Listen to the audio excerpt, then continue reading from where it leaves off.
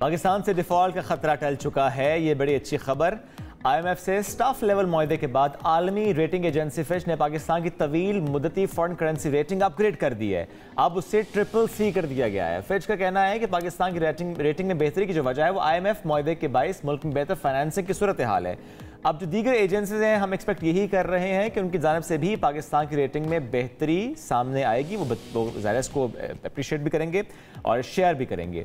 अब कुछ दिन पहले यही इदारे हैं जो पाकिस्तान के लिए कह रहे थे कि डिफ़ॉल्ट का ख़तरा है, लेकिन अब ज़ाहिर सूरत हाल मुख्तलिफ है। इस पर बात कर लेते हैं। प्रोग्राम में ज्वाइन कर रहे हैं वज़ीर-ए-आज़म coordinator for economy Bilal Kiyani साहब। बिलाल साहब, ज़रूर जानना चाहेंगे कि जो इश्योर डिफ़ॉल्ट रेटिंग IDR से CCC, हम इसे समझना चाहते हैं एक आम पाकिस्तानी क्या समझे इससे।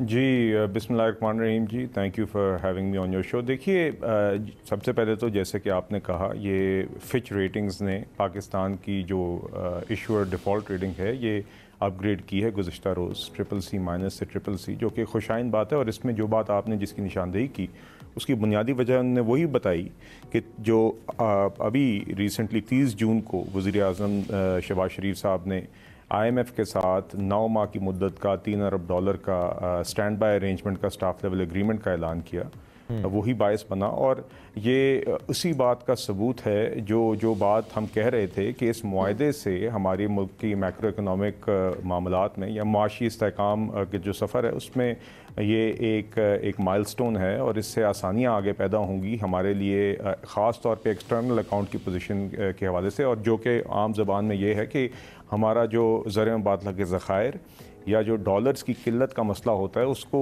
उसमें आसानियाँ पैदा करने के लिए, डॉलर्स के ज़र मुबादला के ज़खायर बढ़ाने में, डॉलर्स मुल्क में लाने में मज़ीद आसानी होगी। तो फिच रेटिंग्स भी यही कह रहा है जब ये अपग्रेड कर रहा है कि पहले ये आपके जो क्रेडिट होता है, जो पाकिस्तान बैरूनी कर्ज़े लेता है या बैरूनी जो डीलिंग्स होती हैं उसके ऊपर ये हर मुल्क के क्रेडिट रेटिंग्स देता है, हर मुल्क के क्रेडिट की और ममालिक की भी और कंपनीज़ की भी ये देते हैं रेटिंग्स। तो वो यही कह रहे हैं कि अब हमारी एक्सटर्नल अकाउंट की जो पोजीशन है वो बेहतर होगी और आगे उनको जो नज़र आ रहा है अगले चंद माह में, साल में, उसमें अब वाज़े तौर पे एक बेहतर पोजीशन नज़र आ रही है। और वाज़े तौर पे उन्होंने यही कहा है कि इसके नतीजे में तो देखिए आगे हम समझते हैं, और मैं आपको बताता हूँ कि क्यों हम समझते हैं कि यह आसानी पैदा हुई है, क्यों फिच रेटिंग्स ने भी ये रेटिंग दी है, क्यों गुज़िश्ता हफ्ते में 30 जून की अनाउंसमेंट के बाद पाकिस्तान स्टॉक एक्सचेंज ने भी अच्छी परफॉर्मेंस दिखाई है, क्यों ओवरऑल एक खैर मकदम किया गया है बिज़नेस और इन्वेस्टर कम्युनिटी की वजह से। क्योंकि हमें आप जानते हैं पिछले 1-1.25 साल में हुकूमत को ज़र मुबादला के ज़खायर डिफ़ॉल्ट भी अवर्ट किया, IMF का प्रोग्राम भी चलाया, मगर साथ ही साथ हमें अपने करंट अकाउंट डेफिसिट को, जिसके नतीजे में आपके डॉलर की जो ज़रूरत होती है उसका तयन होता है, चूँकि आपकी एक्सपोर्ट्स और रेमिटेंसेस जो होती हैं वो उससे डॉलर आपके मुल्क में आते हैं। इंपोर्ट्स जब आप करते हैं, ख़रीदते हैं बाहर से, तो आपके डॉलर मुल्क से बाहर जाते हैं। हमने वो करंट अकाउंट जो डेफिसिट था उसको $15 अरब से कम करके $3 अरब से भी कम किया है। हमें वो मैनेज करना पड़ा है, उसमें कुछ इंपोर्ट्स भी हमें कंट्रोल करनी पड़ी हैं। मगर अब हमें नज़र आ रहा है कि आगे इस IMF मुआहदे के नतीजे में एक तो IMF के खुद $3 अरब अगले 9 माह में आएंगी, जिसकी पहली जो किस्त है तकरीबन $1.1 अरब की, वो 12 जुलाई को, आज 11 जुलाई है, 12 जुलाई को IMF की बोर्ड मीटिंग एक्सपेक्टेड है, जिसमें हम एक्सपेक्ट कर रहे हैं कि इंशाल्लाह उसका अप्रूवल आ जाएगा और उसके हफ्ते के अंदर अंदर फिर वो पहला ट्रांच रिलीज़ हो जाएगा। मगर इसके नतीजे में हमारे जो दोस्त ममालिक हैं, जिसमें सऊदी अरेबिया, UAE शामिल हैं, उनकी तरफ से हमें तकरीबन $3 अरब की इनफ्लोज एक्सपेक्टेड हैं। इसी तरह हमारे जो मल्टीलैटरल डेवलपमेंट पार्टनर्स हैं, जिसमें world bank, Asian investment infrastructure investment bank AIIB, उनकी तरफ से इनफ्लोज एक्सपेक्टेड हैं, जिनीवा प्लेजेस हैं, इस्लामिक डेवलपमेंट बैंक है। तो देखिए इस तरह हम तकरीबन 5.5 अरब के करीब, 5.6 अरब के करीब हम ये भी इनफ्लोज अगले चंद माह में एक्सपेक्ट करें। इससे हमारी एक्सटर्नल अकाउंट की पोजीशन होगी, हमारे यहाँ जो डॉलर का इशू है वो रिलीव होगा। जी ठीक है। अच्छा बिलाल साहब, अभी फिच की अगर बात करें तो टॉप 3 रेटिंग एजेंसीज में इसका शुमार जाहिर है होता है और इसका एक इम्पैक्ट भी आएगा, वो आपने बता दिया फायदा को। बाकी की एजेंसीज इसको अपग्रेड कब करेंगी, कब एक्सपेक्टेड है, और उनका इस वक्त रेटिंग को अपग्रेड करना कितना ज़रूरी है? जी देखिए, हर किसी की अपनी रेटिंग्स की रिव्यू साइकिल होती है। बाकी जो 2 रेटिंग्स हैं वो मूडीज़ है और S&P है, स्टैंडर्ड एंड पुअर्स। उनकी अपनी हर किसी का अपना एक प्रोसेस होता है, प्रोसीजर होता है। तो ये भी हम चेक कर सकते हैं। आई एम श्योर ये अपनी इनकी जो प्रोसीजर्स होते हैं वो पब्लिकली अवेलेबल होते हैं। मगर मैं ओवरऑल जो बात है, जो मकसद है वो ये है कि इस टाइम पे अब आपकी जब ये रेटिंग्स इंप्रूव होती हैं, इसके अंदर जो एक और बात है वो ये है कि आप जब भी दुनिया से डीलिंग करते हैं या आपकी मुल्क की कंपनियां भी जब दुनिया से डीलिंग करती हैं, रेटिंग मैटर आपका मुल्क बतौर सॉवरन मुल्क से डीलिंग करता है, कहीं से कोई कर्जा लेता है, नहीं रेटिंग मैटर इसलिए भी करती है कि पैसे लेने में या फाइनेंसिंग लेने में आसानी होती है, और जो फाइनेंसिंग के रेट्स होते हैं, जिस रेट पे आप बोरो करते हैं वो भी बेहतर होता है, तो आपकी जो कॉस्ट ऑफ बोरिंग होती है वो भी इंप्रूव हो जाती है।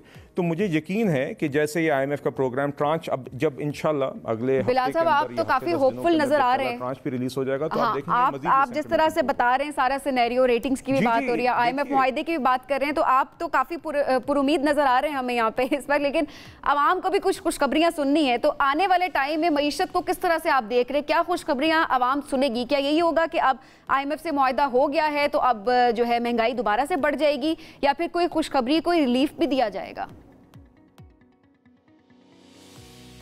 जी देखिए, एक तो महंगाई की शरह में गुज़िश्ता माह में जो नंबर्स रिलीज़ हुए हैं उसमें तकरीबन 8% से ज़ायद की, तकरीबन 9% के करीब की महंगाई की शरह में बेहतरी आई है। मगर अभी भी शरह उस सतह पे नहीं है जहाँ पे हम चाहते हैं कि सेटल हो। आगे हम इंशाल्लाह हमारी उम्मीद है कि आगे इंशाल्लाह आप देखेंगे मज़ीद बेहतरी होगी। जो और इसमें इंतखाबात की बात भी तो आई है, तो आगे इसमें बेहतरी आएगी। बिलाल साहब, इसमें जो इंतखाबात की बात भी आई कि जब PTI चेयरमैन से मुलाकात हुई IMF वफ्द की, तो ये सवाल भी हुआ कि क्या एश्योरेंस दी गई है गवर्नमेंट की तरफ से कि इंतखाबात हो रहे हैं, वक्त पर हो रहे हैं, तो इस पर ज़ाहिर खासे सवाल भी उठे। तो क्या वाकई ऐसी कोई एश्योरेंस दी गई है आप लोगों की तरफ से? कोई टाइम दिया गया, अच्छा जी इंतखाबात के लिए ये डेट है, हम इसमें करवा रहे हैं इंतखाबात, या क्या ऐसी कोई बात हुई नहीं है? जी देखिए, नंबर एक ऐसी बात, एक रिपोर्ट हुई है कि शायद PTI के साथ जो मीटिंग हुई है उसके अंदर कोई ऐसी बात हुई है, और फिर ये भी रिपोर्ट हुआ कि अगर कोई ऐसी बात हुई है तो जवाब ये दिया गया था कि इन मामलात से IMF का कोई लेना देना नहीं है। आप जानते हैं कि पहले भी जब भी डोमेस्टिक पॉलिसीज़ इस तरह के मामलात पे जो फाइनेंस या इकॉनमी से रिलेटेड नहीं होती, उस पर जब भी पूछा जाता है IMF से, तो वो यही कहता है कि ये मुल्क का अंदरूनी मामला है और हमारा IMF के प्रोग्राम के अंदर इस तरह की नाशराइत होती हैं। लेकिन इसमें मुजम्मिल असलम साहब का मैं जुमला जरूर कोट करूंगा, उन्होंने कहा कि क्योंकि वो खुद उस मीटिंग में थे, उन्होंने IMF से कहा कि जब IMF प्रोग्राम होता है तो मुल्क में महंगाई आती है, आम आदमी मुतासर होता है, तो ऐसा क्या इस बार हो रहा है कि IMF के प्लान के बावजूद भी पाकिस्तान में महंगाई नहीं आएगी? ऐसी कोई बात अगर हुई है तो आप जरूर शेयर कीजिएगा। नहीं देखिए बात यह, मुजम्मिल साहब की बातों को ज़्यादा सीरियसली नहीं लेना चाहिए। जैसे जमात है वैसी उनकी बातें हैं, और ये अक्सर इनके फैक्ट्स, इनके हक़ाइक़ ट्विस्टेड होते हैं और गलत होते हैं। बात यह है कि 30 जून को स्टाफ लेवल एग्रीमेंट इस प्रोग्राम की हो गई है और इंशाल्लाह बोर्ड अप्रूवल एक्सपेक्टेड है। ये इनके साथ एक मुलाकात हो गई है, तो ये बहुत उसको ज़्यादा अपनी एक अहमियत बनाने की कोशिश करते हैं। हालांकि बात यह है कि इस दफ़ा सिर्फ उनसे यही कहा जा सकता है, और ये वो लोग हैं जिनको मीटिंग्स, इस तरह की मीटिंग्स के ऊपर जश्न मनाने के बजाय कौम से माफ़ी मांगनी चाहिए कि आज अगर हमें स्टैंड बाय अरेंजमेंट या IMF से करना पड़ रहा है तो इन्हीं की वजह से करना पड़ रहा है। इन्होंने ही एक प्रोग्राम शुरू करके ख़ुद उसको तोड़ा था और मुल्क को एक डिफ़ॉल्ट लाइक सिचुएशन या डिफ़ॉल्ट के रिस्क बढ़ाकर उस डिफ़ॉल्ट की तरफ धकेला था। तो इन लोगों को तो आज शुक्र अदा करना चाहिए उन लोगों का, मौजूदा हुकूमत का, जिसने इस दलदल से जो उन्होंने बनाई थी कौम को निकालने की कोशिश की है और कामयाब हुए हैं डिफॉल्ट अवर्ट करने में। ठीक है, अब एक से बात और, चूंकि सर टारगेटेड सब्सिडी की बातें भी कुछ सामने आई है, क्या आप शेयर कर सकते हैं किस डोमेन, किस सेक्टर में टारगेटेड सब्सिडी दी जा सकती है? IMF किस पर देखिए अक्सर ये देखिए टारगेटेड सब्सिडीज़ का हमेशा IMF प्रोग्राम में एक फोकस रहता है, और ना सिर्फ IMF का प्रोग्राम का फोकस रहता है, हुकूमत खुद भी चाहती है कि टारगेटेड सब्सिडीज़ हो, क्योंकि टारगेटेड सब्सिडीज़ आम ज़बान में बुनियादी मकसद ये होता है कि जो लोग सबसे ज़्यादा मुस्तहिक होते हैं उनको डायरेक्टली सब्सिडी दी जाए, बजाय इसके कि ओवरऑल आप एक पॉपुलेशन को दें जिसमें से एक हिस्सा वो हो। नहीं, तो ऐसा दी जा रही है, जो सबसे बड़ा ऐसा प्लान हो रहा है वो बेनज़ीर इनकम, अच्छा बेनज़ीर इनकम सपोर्ट प्रोग्राम के तहत। देखिए उसमें कुछ नया ऐड नहीं, हमारी मौजूदा सबसे बड़ी, ये देखिए बड़ा है, और उसके बारे में कोई शक नहीं। और उसके अंदर मैं आपको जरा बताना चाहूँगा जी नहीं, मुझे उसमें ज़रा एक तफसील बतानी दीजिए कि पिछले माली साल में हुकूमत ने 360 अरब रुपए का ऑलरेडी बेस्ट प्रोग्राम था, हमने जो बजट में अनाउंस किया था उसको साल के दौरान ही 400 अरब रुपए। बिल्कुल, ये ज़ाहिर फैक्ट सबके सामने है। बिलाल साहब शुक्रिया, साथ मौजूद थे, वक्त की किल्लत थी लेकिन बहुत शुक्रिया, साथ मौजूद थे, गुफ्तगू कर रहे थे।